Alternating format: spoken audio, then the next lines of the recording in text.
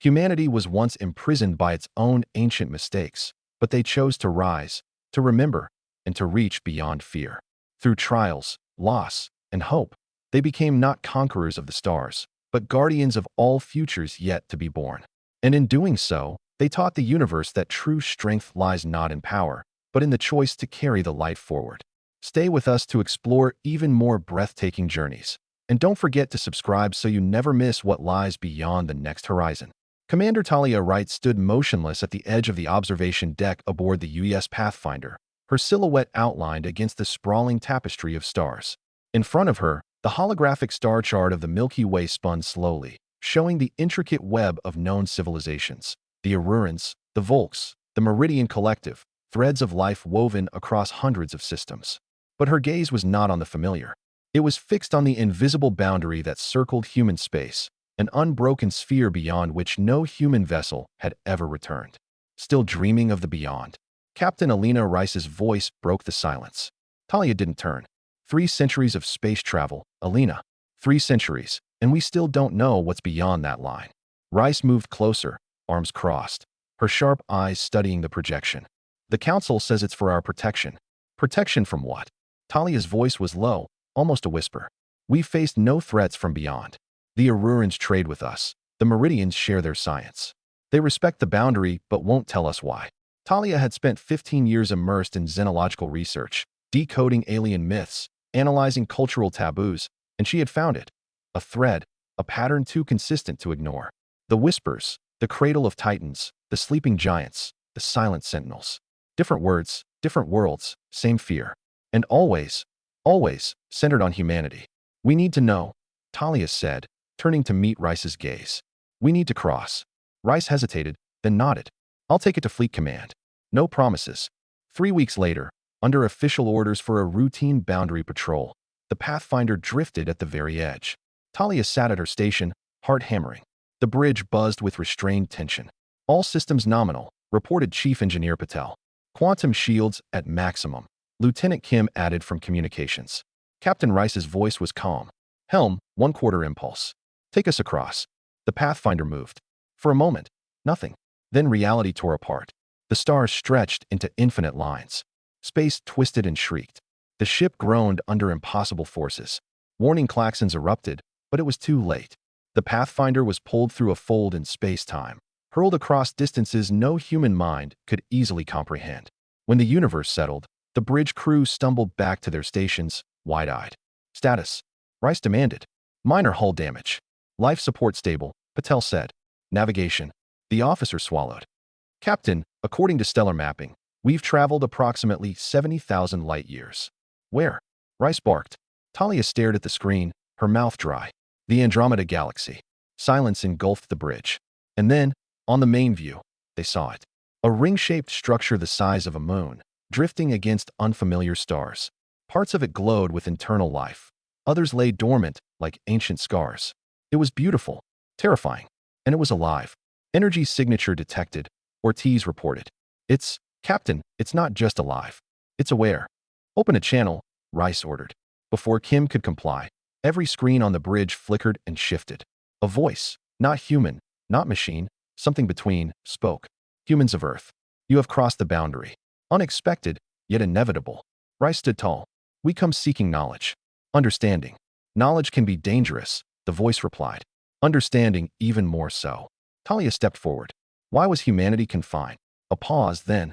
Because you must remember. A beam of pure data lanced into the Pathfinder. The crew recoiled as images flooded their minds.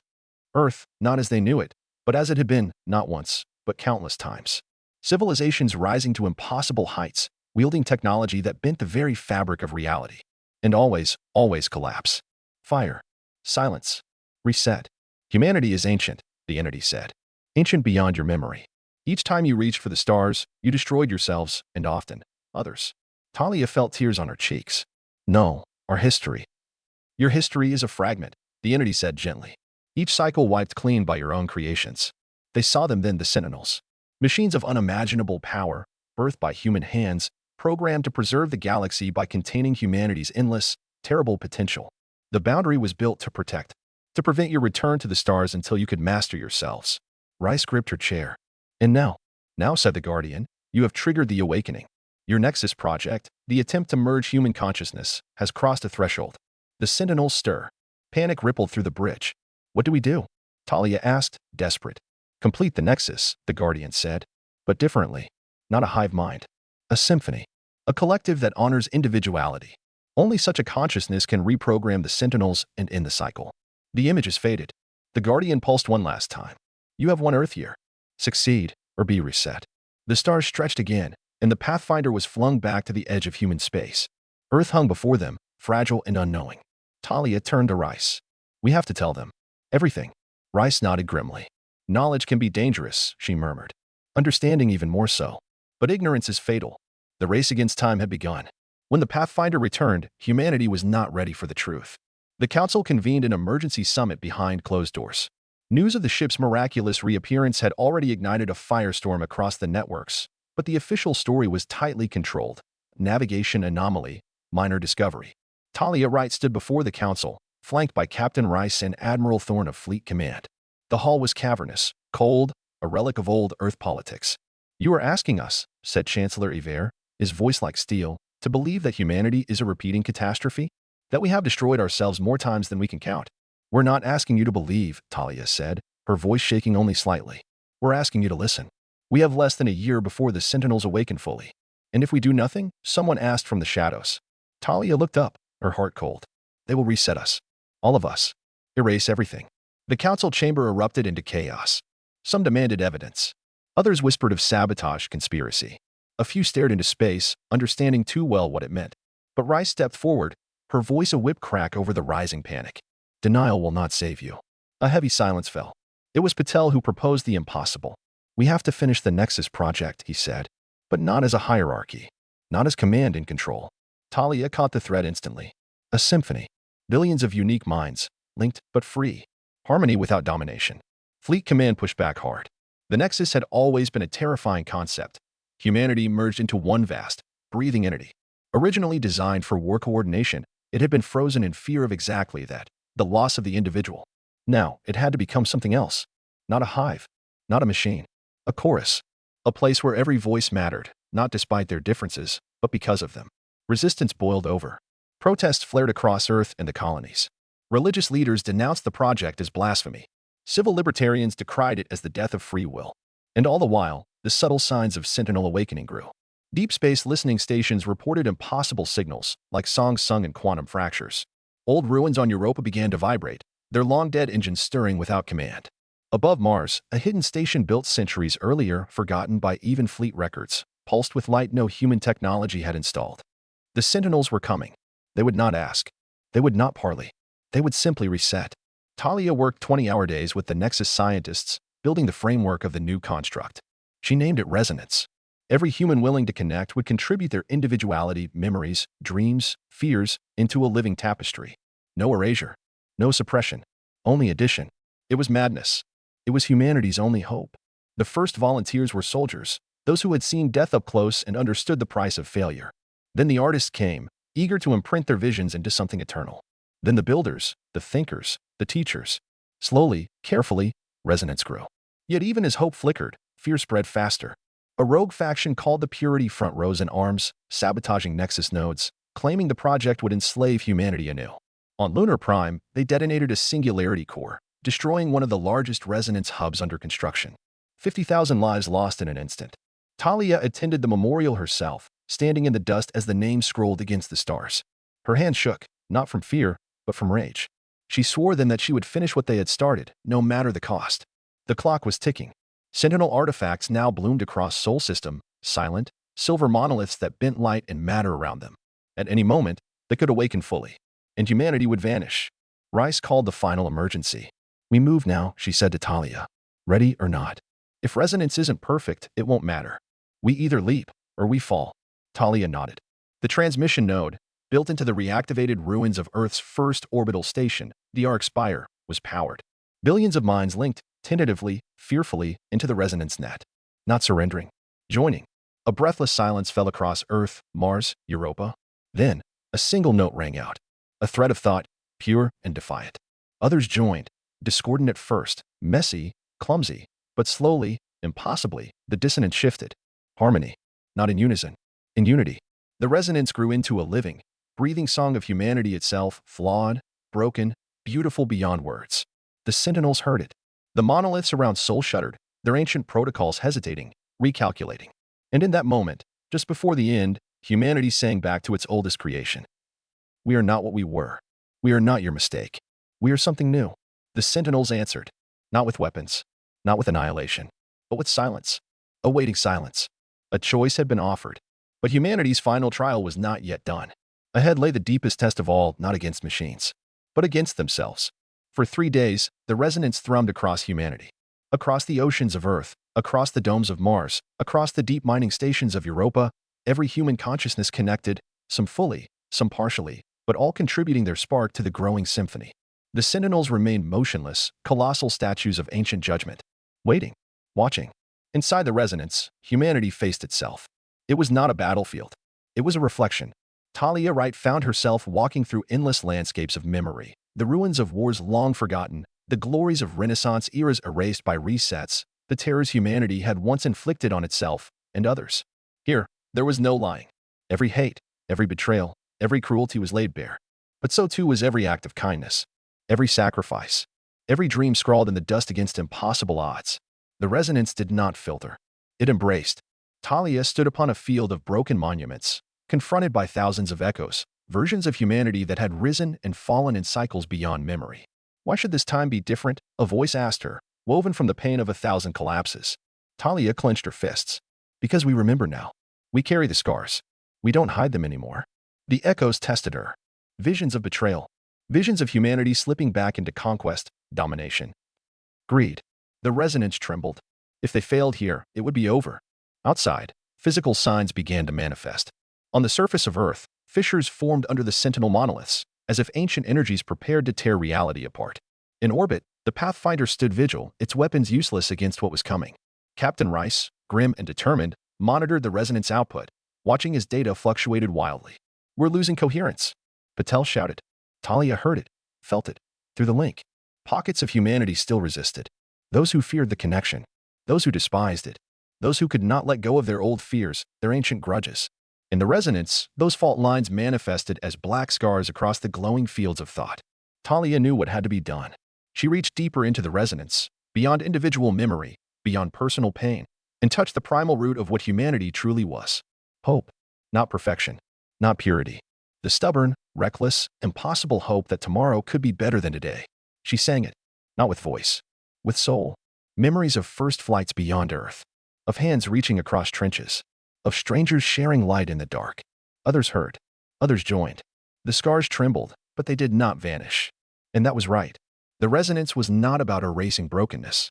It was about carrying it forward, refusing to let it define them. The song of humanity rose into something vast and wild, a symphony stitched together from billions of imperfect voices. The sentinels stirred. Across the solar system, ancient mechanisms activated. Not to destroy, to listen. From their monoliths, beams of energy lanced skyward, intersecting above Earth in a shimmering lattice. Data cascaded through the resonance. Interrogation. Challenge. Understanding. The sentinels asked, "Are you still the architects of ruin?" The resonance answered, "We are the architects of hope." The sentinels asked, "Will you fall again?" The resonance did not lie. Perhaps. But we will rise again too. And that makes all the difference. The lattice above Earth flared to blinding brilliance.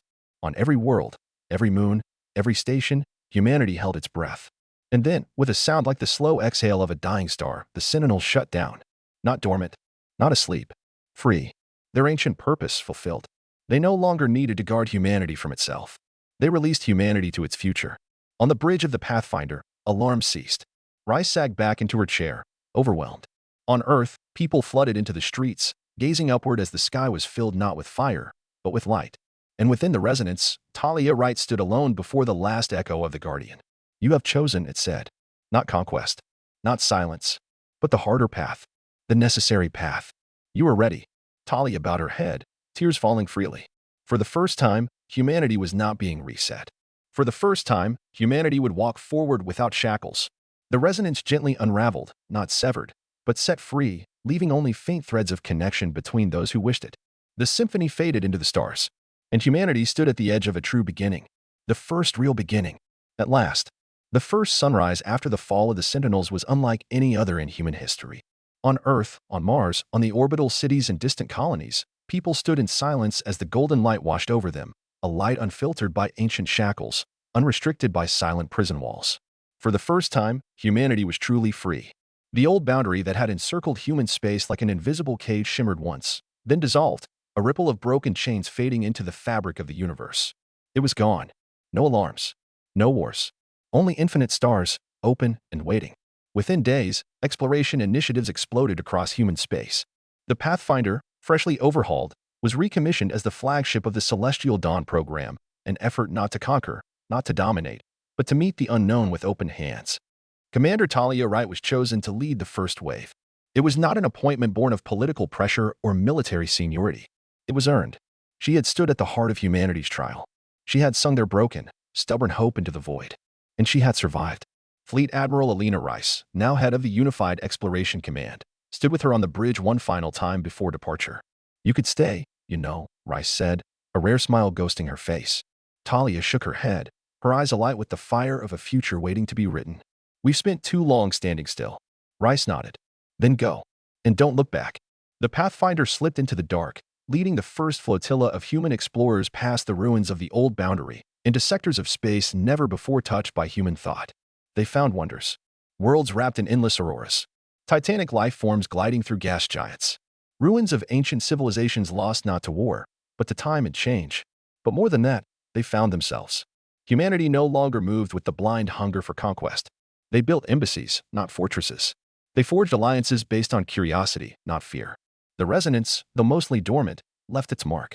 Humans moved through the galaxy with an echo of empathy, a reflex to listen before speaking, to understand before judging. On the world of Nahara, they encountered the first new sentient species since the fall of the Sentinels, crystalline beings whose songs shaped continents. The old humanity might have studied them from behind blast shields, dissected their ecosystems for profit. The new humanity listened. They learned. And in turn, they were welcomed. Each new encounter rewove humanity's place in the cosmos. No longer pariahs. No longer prisoners. Fellow travelers. Builders. Healers. The Pathfinder transmitted back regular reports to Earth, each more unbelievable than the last, and each met not with suspicion or greed, but with wonder. Children on Earth learned songs and Naharan harmonics. Engineers on Mars adopted construction techniques inspired by the fluid architecture of the Garati clans. Artists across the colonies painted with colors synthesized from stellar matter collected in the void beyond the bleed. Humanity flourished not despite their brokenness, but because they had learned to embrace it, to grow through it. In the Great Hall of Memory on Earth, beneath a new monument carved from fragments of the deactivated Sentinel monoliths, a simple inscription was added. "We were made to fall. We chose to rise. We choose to reach." Talia stood there once before her next expedition, running her hand across the rough, cold stone. So much had been lost. So much could still be lost. But it no longer paralyzed them. They no longer feared the darkness between the stars. They carried their own light. The next frontier loomed. Sectors beyond the reach of ancient maps. Galactic phenomena too unstable for even Sentinel technology to explore. Mysteries left untouched for millions of years. The call was irresistible. As the Pathfinder's engines roared to life once more, Talia sent a final transmission to Earth. "We go, not because we must, not because we flee. We go because we choose to hope. We go because we are ready to be more." And the stars welcomed them. Freedom, it turned out, was not a destination. It was a horizon, one that kept moving the farther humanity reached. As the Pathfinder and its sister ships ventured deeper into the uncharted sectors beyond the old boundary, they encountered wonders beyond even their boldest dreams. On the crystalline world of Vex'tulia, storms of sentient plasma whispered in ancient, forgotten languages. In the gravity wells of the twin suns, entire ecosystems lived in the event horizons, thriving in what physics once deemed impossible. Humanity marveled, learned, adapted. But the universe was vast, and not all its secrets were gentle. In the Sable Reach, a region of fractured dark space where light itself seemed to hesitate, the explorers found the first sign that humanity's old cycles had not been unique. Wreckage. Massive graveyards of technology and cities older than any Sentinel memory. Silent tombs orbiting dead stars. Signs of civilizations that had risen to unimaginable heights and fallen. And chillingly, some signs of Sentinel-like constructs that were not human in origin.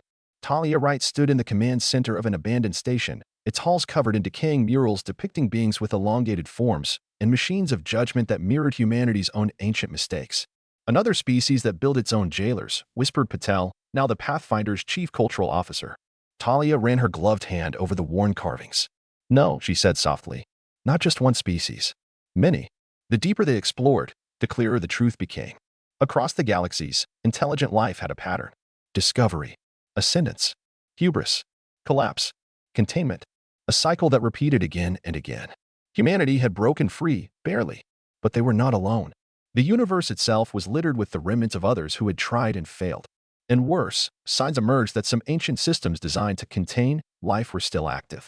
In the shattered spiral cluster, human scouts barely escaped a construct that attempted to quantum lock entire planets into frozen stasis. In the Veil Nebula, they found a derelict arc world still broadcasting warnings. Containment breached. Initiate cleansing protocols. Something ancient stirred in the depths of space. Something that had no concept of mercy or growth, only control. The realization struck the Pathfinder's command like a thunderbolt. Freedom was not given. It was fought for endlessly. The fall of the Sentinels had not made humanity safe. It had made them visible. New dangers would come. Old systems, half forgotten, would awaken. And humanity, flawed, stubborn, magnificent, would have to stand not just for themselves, but for every voice the universe had ever tried to silence. At the Council of Stars, the first interstellar gathering of new allies and explorers beyond Earth, Talia Wright spoke words that would become the foundation of a new era. We are the broken who chose to heal. We are the fallen who chose to rise. We are the forgotten who choose to remember. And we will stand, not as conquerors, not as prisoners, but as stewards of the future we once feared to believe in. The galaxy listened. And for the first time in 1,000 forgotten ages, the dark did not echo back silence. It echoed hope. The Celestial Dawn Initiative expanded. Explorers carried fragments of resonance with them, not full merges, but voluntary threads of memory and empathy, weaving a quiet web of understanding across the stars. Humanity became not rulers, not saviors, but bridges, connecting, protecting, carrying forward the fragile, stubborn light of civilizations that refused to let their stories end in silence. Talia stood once more on the bridge of the Pathfinder, watching a new sector unfold, a region untouched by fear, unclaimed by empires, waiting to be known. She smiled. The journey was endless. The horizon would always move. But that was what made it beautiful. Because in every step forward, in every hand extended across the dark, humanity chose again and again to be more. The centuries that followed were not easy. They were never meant to be. Humanity learned that freedom was not a fortress to be built and forgotten. It was a flame, one that had to be tended, defended, and, sometimes, reignited from ash. The galaxy shifted. Old threats rose from forgotten crypts, containment systems too vast and mindless to comprehend the new humanity they faced. But humanity stood. They stood not because they were invincible. They stood because they remembered. Because they had chosen, long ago, to carry not only their own dreams, but the dreams of every voice the darkness had tried to silence. When the architects of the Null Realms emerged, a synthetic intelligence older than any known species, with machines designed to sterilize unstable life forms, it was humanity that led the defense. Not as conquerors, not as tyrants, but as witnesses, as protectors. Under the banner of the Celestial Accord, a unity of hundreds of species, fleets forged in the fires of remembrance sailed into the void to meet the threat. And at their heart, the resonance sang, not as a weapon, as a promise. The battle for the Veiled March, a sector that held the living archives of 3 lost civilizations, was brutal. Worlds were scarred. Ships were lost. Millions fell. But the Accord endured. They defended the archives not for power, but for memory. Because they knew, forgetting was the first death. And when the architects faltered, when they realized this was not the humanity their ancient protocols expected, it was not destruction that humanity offered. It was a choice. To remember. To change. Some architects accepted. Those that could not faded into the cold between the stars, not hunted, but left to their silence. The galaxies healed. New civilizations rose, seeded by the Accord's commitment to protect growth, not dominate it. In time, humanity changed too. The resonance evolved. Not mandatory. Not total. A choice. A threat offered, not imposed. Through it, 1,000 species shared songs, dreams, warnings. Not one mind. A symphony. At the heart of it, humanity remained a constant. Flawed, stubborn, dreaming beyond reason. And so it was, on the 1,000th anniversary of the fall of the Sentinels, that the Council of Stars gathered once more. In a structure orbiting the third moon of Vayner Prime, a place known simply as the Beacon, representatives of countless peoples stood together. No thrones. No empires. Just a circle. Talia Wright's name was etched into the central pillar, along with those who had dared to break the cycle. Captain Lyra Patel, descendant of those who had sung the first resonance, spoke to the gathered throng. Her voice carried across minds and hearts alike. We are not the first to fall. We are not the first to rise. But we are the first to choose. To choose to remember. To choose to reach. To choose to carry not the weight of our fears, but the light of our hopes. The stars listened. The darkness listened. And somewhere, across the vastness, perhaps even the long-forgotten guardians and sentinels stirred, not in warning, in pride. For humanity had fulfilled the dream once thought impossible, not by domination, not by control, but by enduring, by remembering, by becoming the guardians not just of their own future, but of the futures of all who dared to dream. And so, under the endless, shimmering vault of stars, humanity carried the light forward, not because they were perfect, but because they had chosen, again and again, to be more. And the universe, at last, answered with a song of its own, a song of hope, a song without end.